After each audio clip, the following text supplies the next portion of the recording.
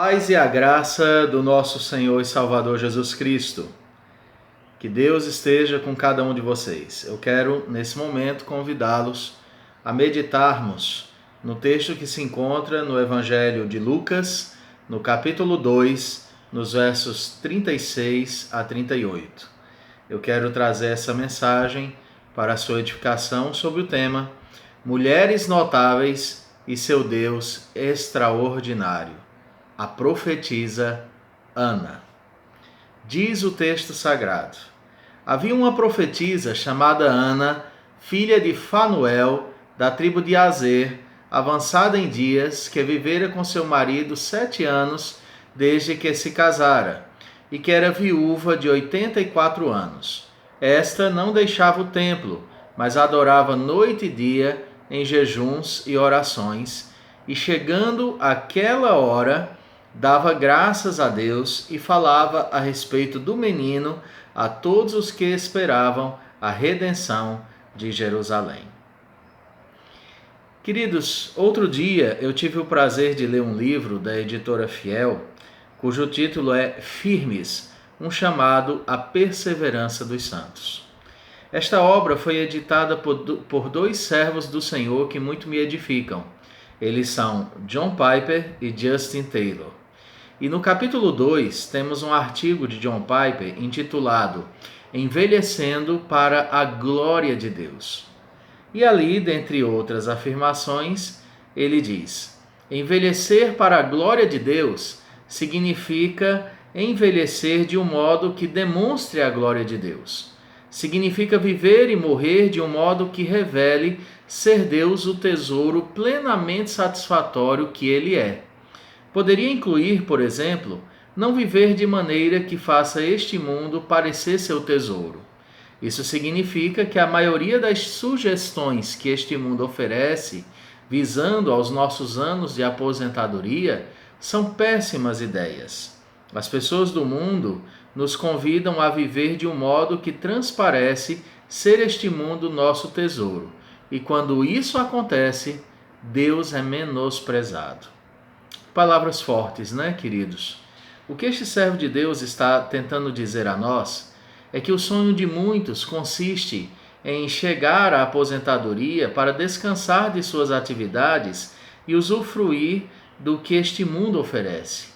Mas ao nos aposentarmos, deveríamos, agora que possuímos muito mais tempo, nos dedicarmos com mais amor e empenho ao Senhor que amamos, servindo ainda mais com dedicação, na certeza de que Ele nos ama e nos abençoará. Deveríamos gastar o nosso tempo, agora que nós dispomos de mais tempo na aposentadoria, para a honra e a glória do Senhor e não apenas para o nosso próprio lazer e descanso. E no Salmo 71, versos 14 a 18, lemos acerca da súplica de um ancião que serve ao Senhor. Seu desejo é dedicar-se a Deus até o último momento da sua vida. Nos versos 14 a 18 nós lemos: quanto a mim, esperarei sempre e te louvarei mais e mais. A minha boca relatará a tua justiça e de contínuo os feitos da tua salvação, ainda que eu não saiba o seu número. Sinto-me na força do Senhor Deus e rememoro a tua justiça, a tua somente. Tu me tens ensinado, ó Deus, desde a minha mocidade, e até agora tenho anunciado as tuas maravilhas. Não me desampares, pois, ó Deus, até a minha velhice e as cãs, até que eu tenha declarado à presente geração a tua força e às vindouras o teu poder.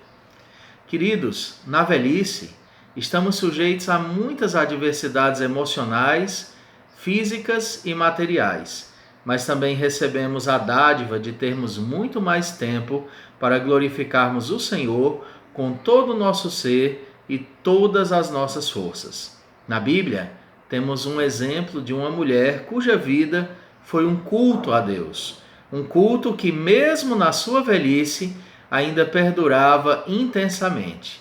Essa mulher se chamava Ana e eu quero compartilhar um pouco da sua história para com você nesse dia.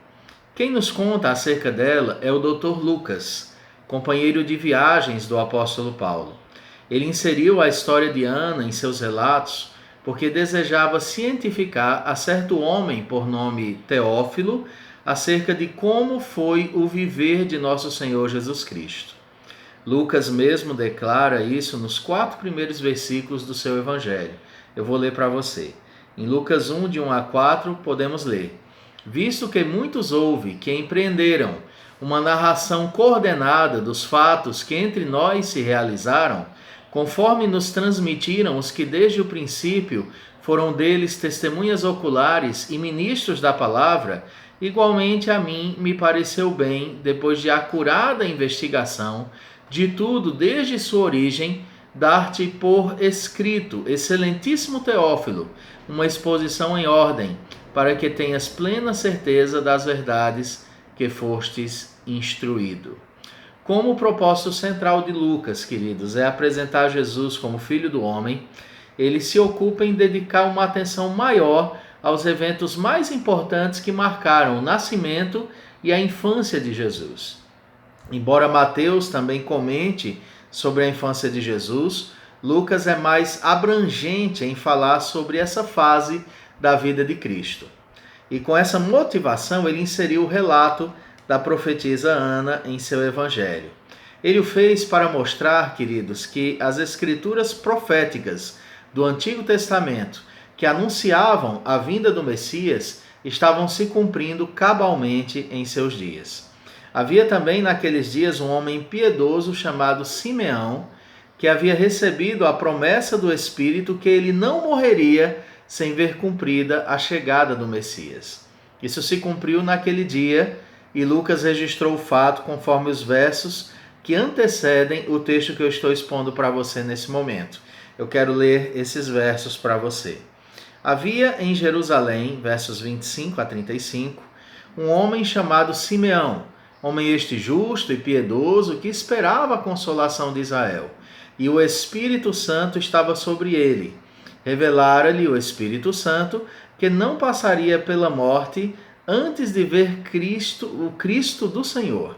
Movido pelo Espírito, foi ao templo, e quando os pais trouxeram o menino Jesus para fazerem com ele o que a lei ordenava, Simeão o tomou nos braços e louvou a Deus, dizendo: Agora, Senhor, podes despedir em paz o teu servo, segundo a tua palavra, porque os meus olhos já viram a tua salvação, a qual preparaste diante de todos os povos, luz para revelação aos gentios e para a glória do teu povo de Israel. E estavam o pai e a mãe do menino admirados do que dele se dizia. Simeão os abençoou e disse a Maria, mãe do menino: Eis que este menino está destinado tanto para a ruína como para levantamento de muitos em Israel e para ser alvo de contradição. Também uma espada traspassará a tua própria alma, para que se manifestem os pensamentos de muitos corações.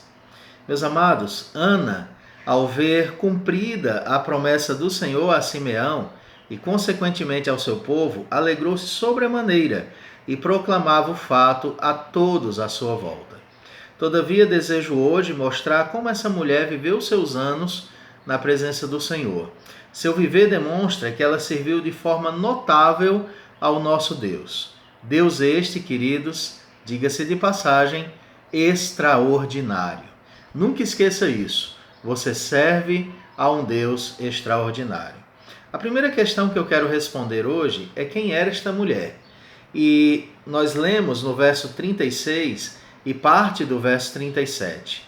Neles encontramos algumas valiosas informações acerca desta mulher que Lucas nos apresenta. Diz o texto: Havia uma profetisa chamada Ana, filha de Fanuel, da tribo de Azer, avançada em dias, que vivera com seu marido 7 anos desde que se casara e que era viúva de 84 anos. Essa mulher, ela era profetisa, é a primeira informação que o texto nos traz. E essa informação, ela costuma causar certa confusão. Por quê? Veja bem, nós precisamos entender que o texto não está afirmando que ela previa o futuro, como algumas pessoas poderiam interpretar. Também não está dizendo que ela recebesse revelações especiais de Deus, como os nossos irmãos de outras confissões poderiam também interpretar. A palavra profetiza aqui indica simplesmente que ela falava a palavra de Deus a outras pessoas, ela proclamava, ela anunciava a palavra de Deus, ela gostava de ensinar no templo. É John MacArthur Jr. que nos lembra que qualquer pregador que conclame com fidelidade a palavra de Deus seria um profeta, entre aspas, no sentido bíblico geral. Uma profetisa seria uma mulher especialmente dedicada a ensinar ou a declarar a palavra de Deus. E aí, como se dá isso no contexto de Ana? Ela deveria ser uma espécie de professora do Antigo Testamento para outras mulheres, ou talvez tivesse um ministério particular no templo em que oferecia palavras de encorajamento e instrução das escrituras hebraicas para outras mulheres que iam adorar ali no templo. Por isso ela é chamada de profetisa, porque ela tinha o hábito de reunir mulheres ali no templo que se chegavam e falar a elas acerca da palavra de Deus, ensinar-lhes a palavra de Deus. Ana, como toda crente fiel a Deus, ela tinha prazer em falar a palavra de Deus e por isso ela recebeu a alcunha aqui de profetisa, mas não que ela era uma profeta, uma líder espiritual de um povo, não nesse sentido.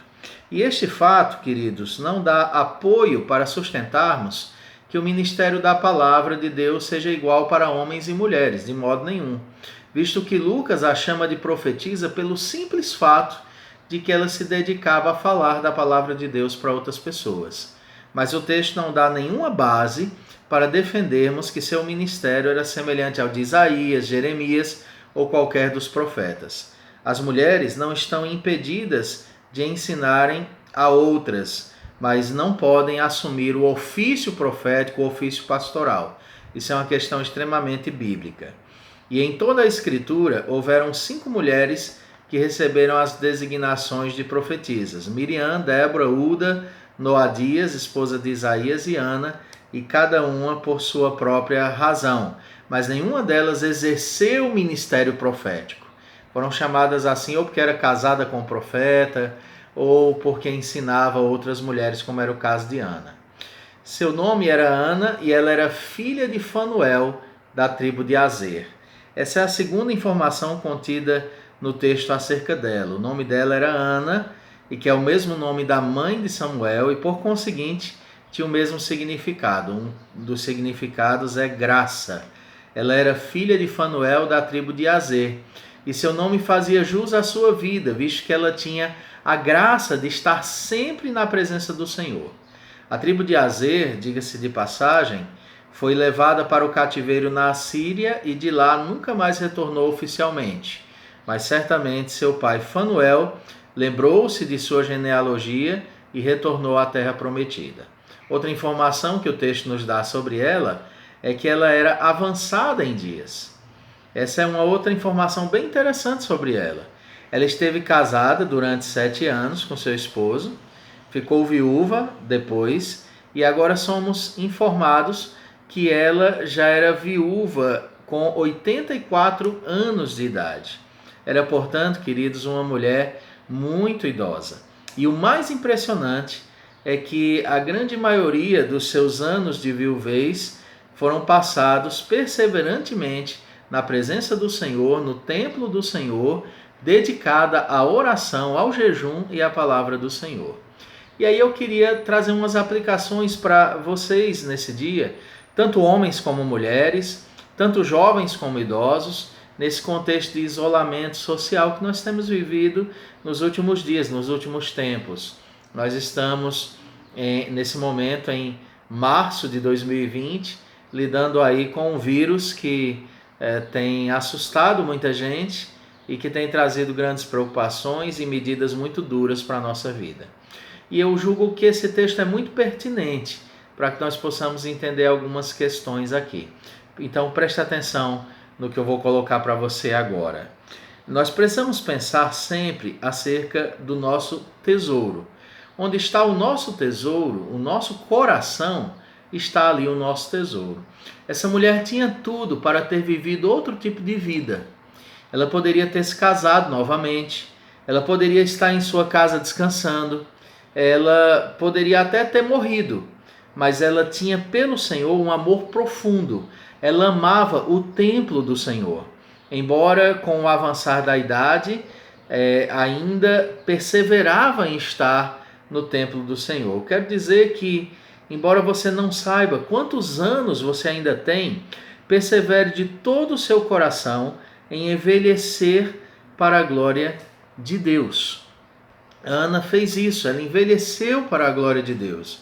Ela gostava de estar na presença de Deus. A vida de Ana era o Senhor e servir ao Senhor, era adorar e servir ao Senhor. Essa era a vida de Ana. Nós deveríamos também, dentro da logística que cada um tem de vida, ter essa ênfase, esse viés no nosso coração, de viver para a glória do Senhor. E aí, entendendo quem era Ana, eu quero chamar você para entender quais eram as obras dela. E a segunda questão necessita de compreensão também. Duas são as informações que nós obtemos sobre o serviço de Ana. A primeira informação é que ela não deixava o templo. Lucas nos diz que ela não deixava o templo. Isso não significa que ela morasse no templo. Ou podia até ser que ela ficasse ali o tempo todo. Possivelmente ela deveria ter a sua casa, mas o fato é que ela amava estar na casa do Senhor. Se alguém desejasse saber o paradeiro desta anciã, somente precisava ir ao templo a qualquer hora e ali você encontraria Ana ensinando as mulheres. Eu creio que ela colocava em prática o que encontramos em muitos salmos. Por exemplo, o Salmo 122, 1 diz: Alegrei-me quando me disseram, vamos à casa do Senhor. O Salmo 84, de 1 a 4, diz: Quão amáveis são os teus tabernáculos, Senhor dos exércitos! A minha alma suspira e desfalece pelos átrios do Senhor. O meu coração e a minha carne exultam pelo Deus vivo. O pardal encontrou casa, e a andorinha ninho para si, onde acolhe os seus filhotes. E os teus altares, Senhor dos exércitos, Rei meu e Deus meu. Bem-aventurados os que habitam em tua casa, louvam-te perpetuamente. Também nos lembramos do Salmo 23, no verso 6. Lembra como ele termina? Bondade e misericórdia certamente me seguirão todos os dias da minha vida, e habitarei na casa do Senhor para todo o sempre. Ana amava a casa do Senhor. E a segunda informação é que Ana adorava dia e noite com jejuns e orações. Lucas nos diz que ela fazia isso. Ela abstinha-se de comer comida para deleitar-se no Senhor. Ela orava intensamente. Ela orava incessantemente. E ela tinha prazer de alimentar-se do Senhor. John Piper, citando novamente, que usa uma expressão bem interessante para o jejum. Ele disse que jejum é fome de Deus. E Ana tinha muita fome do Senhor, muita sede do Senhor.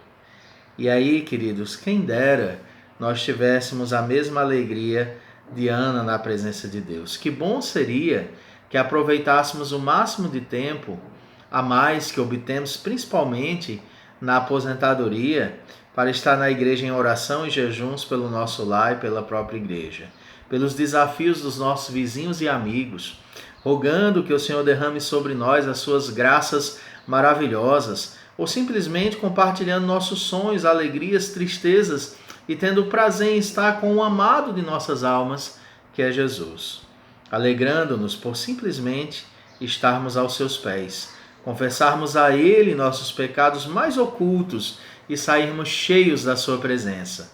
Ana devotava-se com todo o seu ser, tempo e vigor diante do Senhor. Queridos, ao longo do meu pastorado, eu sempre coloquei isso para a igreja.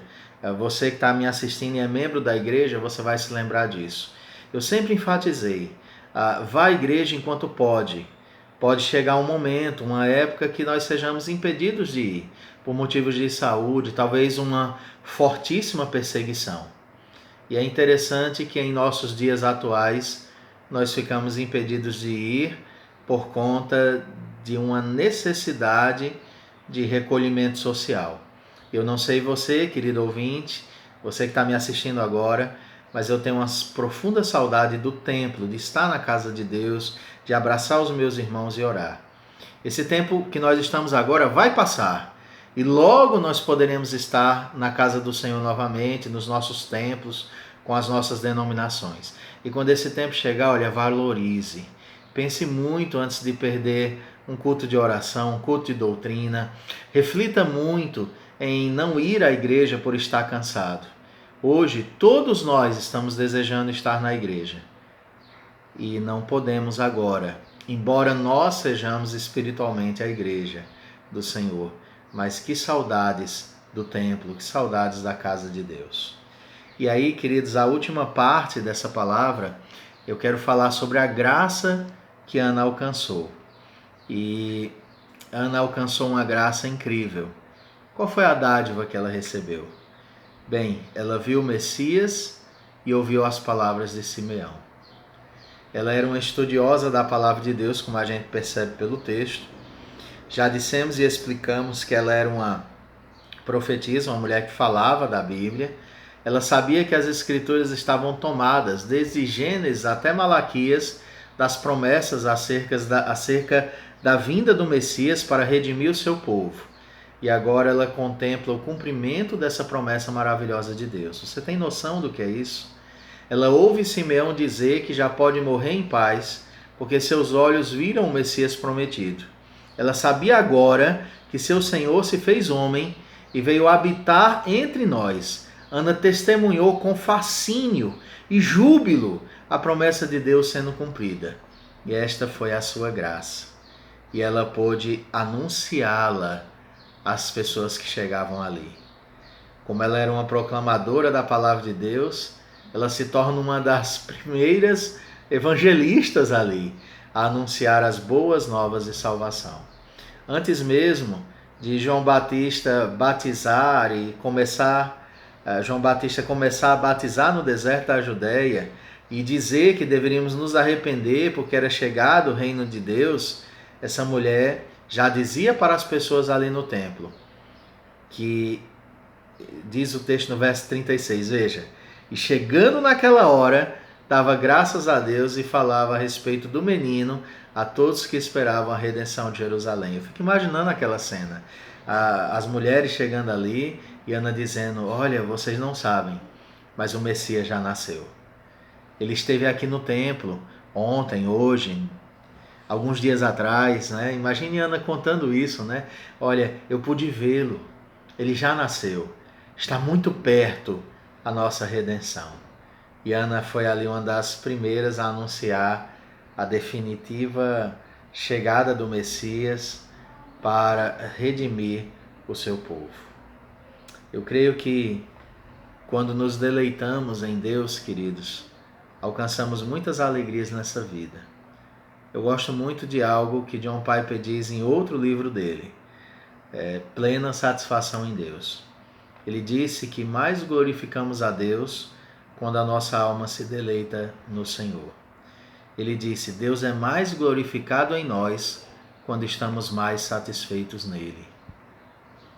A alegria de Ana estava na sua íntima e prazerosa comunhão com o Senhor. Ela nos lembra Maria, que se colocava aos pés de Cristo para ouvir os seus ensinamentos. Que aprendamos a nos colocarmos aos pés do Senhor, escolhendo a melhor parte como Ana fez, como Maria fez. Certamente nossa alma encontrará alegria em servir a Deus. O melhor lugar para se estar é a presença do Senhor. Você pode entrar na presença do Senhor aí mesmo, na sua casa, agora, reunido com sua família. Se você escolheu assistir esse vídeo como parte do seu culto doméstico, que bênção! Vocês aí reunidos na sala, as crianças ouvindo a pregação. Olha, amados, se alegrem em Deus. Que aprendamos a estar aos pés do Senhor. Certamente a nossa alma encontrará a alegria em servir a Deus. O melhor lugar é a presença do Senhor. Ana descobriu isso e mesmo tão avançada em dias, ainda perseverava em beber das fontes da água da vida. e a proclamar a glória de Deus revelado em sua palavra. Quero dizer a você, querido irmão, amada irmã, busque o Senhor, persevere em servi-lo, o ame. Sei que os dias não estão fáceis, talvez você esteja aí entediado na sua casa, mas aproveite esse tempo para ler a palavra, para orar, para buscar o Senhor com intensidade, para servi-lo com grande amor e satisfação. O Senhor muito te ama.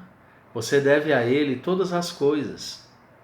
Você também, à semelhança de Ana, está numa expectativa da sua segunda volta. E ela está a cada dia mais próxima. A volta do Senhor está mais perto agora do que estava ontem ou anteontem. E amanhã estará ainda mais próxima. Que você louve a Deus com a sua família, que você busque o Senhor de todo o coração, que você persevere em oração pela sua igreja, que vocês estreitem a comunhão por meio de telefonemas. Lembrem-se que nem todas as pessoas têm redes sociais. Ligue para aquelas anciãs que não têm redes sociais e converse com elas. Lembre a elas que a alegria delas está no Senhor. E que você seja ricamente abençoado. Que você tenha prazer em Jesus, como Ana teve ali naquele dia. Eu deixo um forte abraço para você. Eu te deixo na paz e na graça do Senhor Jesus. Me chamo Pastor Kennedy, sou pastor da Igreja Presbiteriana do Brasil, na cidade de Acopiara, no interior do estado do Ceará. Estou mandando esse vídeo para abençoar a sua vida, para que Deus fortaleça a sua fé. Não desanime. Os tempos ruins passarão e o raiar de um novo dia resplandecerá sobre nós. Deus vos abençoe e vos guarde, em nome de Jesus. Amém.